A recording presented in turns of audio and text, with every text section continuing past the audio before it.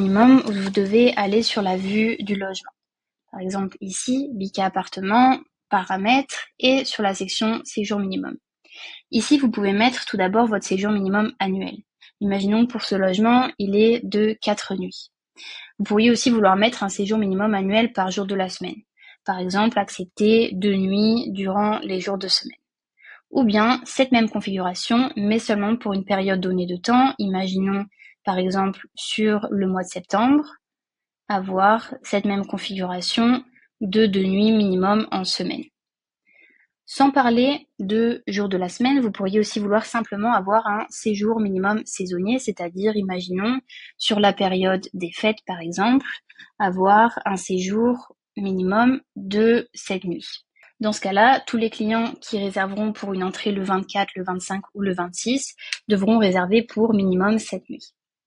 L'autre possibilité est d'avoir un séjour minimum temporel. Par exemple, vous souhaiteriez être plus compétitif au court terme ou alors avoir des réservations plus intéressantes lorsque celles-ci sont anticipées. Ici, par exemple, en ayant 4 nuits en minimum, vous pourriez aussi vouloir accepter 3 nuits pour le prochain mois, donc pour les prochains 30 jours pour être un peu plus compétitif. Ou au contraire, accepter seulement des séjours de minimum 6 nuits au-delà de 120 jours, donc c'est-à-dire pour les réservations qui se répètent maintenant, pour au-delà de 4 mois. Attention néanmoins, dans cette configuration-là, la règle la plus en bas a toujours la priorité sur la règle précédente. Ici par exemple, la période des fêtes étant dans plus de 4 mois, ce ne serait pas 7 nuits qui seraient imposées comme minimum, mais 6 nuits. Si vous souhaitez que votre séjour de cette nuit soit un séjour absolu et soit la règle absolue qu'on ne peut pas modifier, il suffira simplement d'activer le petit cadenas juste ici. Ensuite, vous pouvez vouloir accepter de combler les nuits orphelines.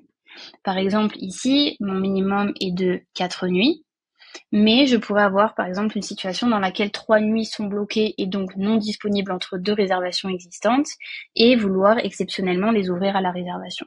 Je pourrais donc réduire le séjour minimum pour combler les nuits orphelines et mettre ici mon nouveau minimum, imaginons ici 2 ou 3 nuits.